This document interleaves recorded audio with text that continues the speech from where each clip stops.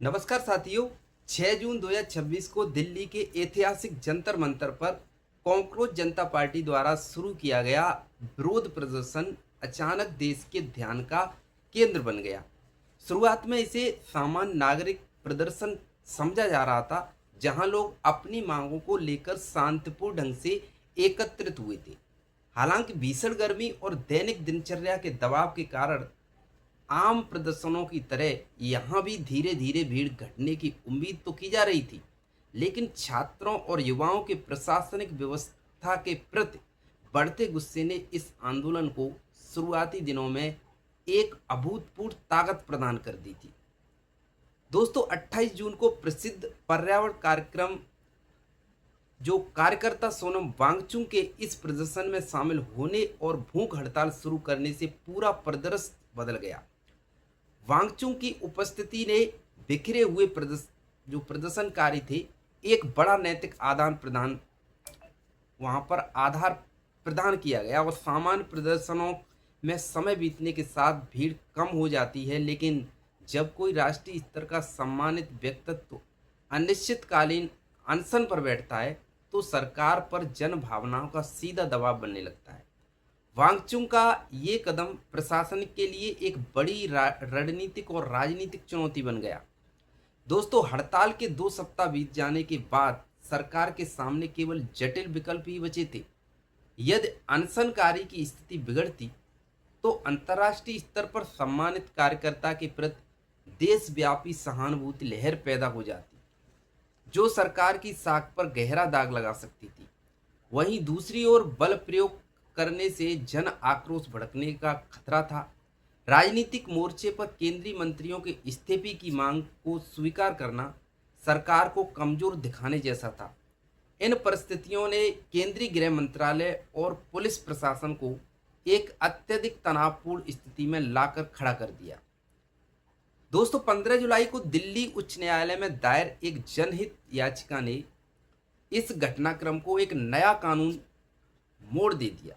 एक निजी वकील द्वारा वांगचुक की बिगड़ती हालत इसका हवाला देते हुए जबरन चिकित्सा सहायता दिए जाने की मांग की गई और सोशल मीडिया पर तुरंत यह अटकलें तेज हो गईं कि यह याचिका सरकार द्वारा प्रदर्शन स्थल को खाली कराने का एक कानूनी रास्ता तैयार करने के लिए लाई गई है। अगले ही दिन अदालत ने चिकित्सीय निगरानी का आदेश दिया और जिसके तुरंत बाद दिल्ली के शीर्ष अस्पतालों को अलर्ट मोड पर रख दिया गया। दोस्तों, 17 जुलाई को केंद्र सरकार ने एक बेहद चौंकाने वाला फैसला लेते हुए दिल्ली पुलिस कमिश्नर सतीश गोलचा को उनके पद से ही हटा दिया। उनकी जगह इंटेलिजेंस ब्यूरो आईबी के विशेष निदेशक अनुराग कपूर को कमान सौंपी गई और 2027 तक कार्यकाल होने के बावजूद एक शीर्ष पुलिस अधिकारी का अचानक तबादला होना इस बात का संकेत था कि पर्दे के पीछे खुफिया विफलता या फिर सूचना लीक होने जैसी गंभीर आपात स्थिति बनी हुई थी। खुफिया मामलों में विशेषज्ञ कपूर के आते ही ऑपरेशन की रूपरेखा को अंतिम रूप दिया जाने लगा।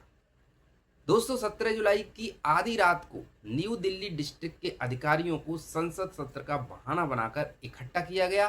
तड़के सुबह डीसीपी सचिन शर्मा ने पुलिस कर्मियों को गुप्त मेडिकल इंटरवेंशन प्लान के बारे में जानकारी दी और रणनीति यह थी कि 30 सेकंड के भीतर वांगचुक पूरे ऑपरेशन को 3 सुरक्षा परतों में बांट गया। पहली परत में सादे कपड़े में डॉक्टरों के रूप में तैनात पुलिस बल, दूसरी परत में सीआरपीएफ के जवान और तीसरी परत में वरिष्ठ अधिकारियों का रणनीतिक नियंत्रण शामिल था। दोस्तों, सुबह 6:30 बजे जैसे ही मुख्य आयोजक मंच से कुछ देर के लिए हटे, पूरे क्षेत्र में सिग्नल जैमर सक्रिय कर दिया गया और पुलिस बल ने सफेद चादरों का घेरा बनाकर कैमरों और लोगों की नज़र से बचाते हुए वांगचुक को एम्बुलेंस में डाल दिया और इस दौरान प्रदर्शनकारियों और पुलिस के बीच हल्की झड़पें हुई और वीडियो रिकॉर्ड कर रहे लोग के फोन भी छीन लिए गए। भले ही इस कार्रवाई में 30 सेकंड की जगह 2 मिनट से अधिक का समय लगा, लेकिन वांगचुक को अंततः सफदरजंग थी उस अस्पताल में पहुंचा दिया गया। दोस्तों, अस्पताल पहुंचने के बाद वांगचुक का पोटेशियम लेवल 2.9 बताया गया, जो हृदय के स्वास्थ्य के लिए अत्यंत चिंताजनक स्थिति थी। हालांकि उनकी पत्नी ने सार्वजनिक रूप से आरोप लगाया कि एक दिन पहले ही उनका पोटेशियम लेवल 4.3 था और स्वतंत्र लैब की जांच में यह 3.5 पाया गया। उन्होंने दावा किया कि अस्पताल में भर्ती कराने को सही ठहराने के लिए मेडिकल आंकड़ों में हेरफेर किया गया। कोर्ट के आदेश का हवाला देते हुए परिजनों ने तर्क दिया कि अचानक अदालत ने केवल स्वास्थ्य जांच की अनुमति दी, जबरन हिरासत की नहीं दी थी। दोस्तों, वांगचुक को प्रदर्शन स्थल से हटाने का फैसला उल्टा पड़ता दिखाई दिया, क्योंकि जंतर मंतर पर समर्थकों की संख्या घटने के बजाय कई गुना तक बढ़ गई और 19 जुलाई को सफदरजंग अस्पताल से वांगचुक का एक हस्तलिखित पत्र सोशल मीडिया पर वायरल हुआ। उन्होंने अपनी स्थिति को अवैध हिरासत करार देते हुए देश भर के छात्रों और युवाओं से 20 जुलाई को संसद मार्च में शामिल होने की अपील भी कर डाली। और इस पत्र ने आग में घी का काम जो किया और देखते ही देखते यह विरोध एक बड़े जन आंदोलन में तब्दील हो गया। दोस्तों, सीजेपी के डिजिटल प्लेटफॉर्म और कई प्रमुख छात्र संगठनों एसएफआई और एआईएसए और एआईएसएफ के देशव्यापी नेटवर्क ने इस आंदोलन को अभूतपूर्व ताकत दी। दिल्ली विश्वविद्यालय, जेएनयू और जामिया जैसे परिसरों से हजारों छात्र एकजुट होने लगे। इसके अतिरिक्त बार बार लीक हो रहे प्रतियोगी परीक्षाओं से हताश लाखों नीट और एसएससी अभ्यर्थियों का गुस्सा भी इस आंदोलन में समाहित हो गया। दोस्तों, विभिन्न राज्यों से दिल्ली आ रहे युवाओं और विपक्षी राजनीतिक दलों के समर्थक ने संसद मार्च को एक बहुत बड़े जन ज्वार का रूप दे दिया। दोस्तों, 20 जुलाई की सुबह से पहले ही दिल्ली पुलिस ने पूरी राजधानी को छावनी में बदल दिया।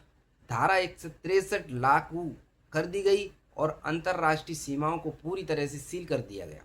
नई दिल्ली क्षेत्र को 15 सुरक्षा जोन में बांटकर एआई आधारित फेशियल रिकॉग्निशन कैमरे तैनात किए गए। जब मोबाइल इंटरनेट सेवाएं बंद कर दी गई तो प्रदर्शनकारियों ने ऑफलाइन ब्लूटूथ मैसेजिंग ऐप्स का इस्तेमाल शुरू कर दिया। सरकार ने इन ऐप्स पर प्रतिबंध लगाने के निर्देश भी दिए, जिससे डिजिटल अभिव्यक्ति की आज़ादी पर भी नई बहस छिड़ गई।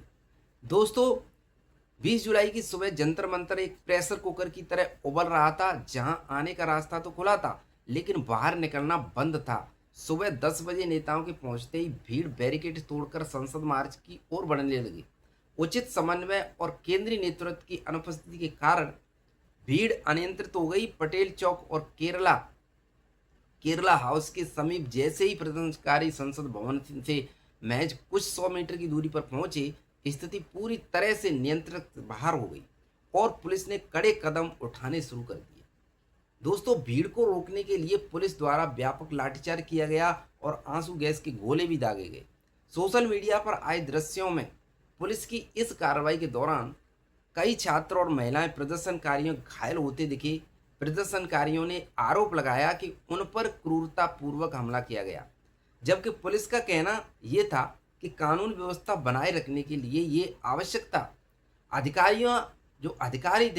अधिकारी रिकॉर्ड के अनुसार स्थिति को नियंत्रित करने के लिए रबर की गोलियों और दर्जनों दंगारोधी सेल का इस्तेमाल भी किया गया, जिसने पूरी कैंटोन प्लेट विलेट को युद्ध क्षेत्र में बदल दिया गया। और 14 दोस्तों, इस पूरे संघर्ष के केंद्र में केवल एक विरोध प्रदर्शन नहीं, बल्कि देश के करोड़ों युवाओं का वो दर्द था जो बार बार लीक होते भर्ती पेपरों से उपजा हुआ था। दोस्तों, प्रतियोगी परीक्षाओं में भ्रष्टाचार, बिचौलियों की सांठगांठ और धांधली के कारण आम गरीब परिवारों के मेधावी छात्रों का भविष्य अंधकार में हो जाता है।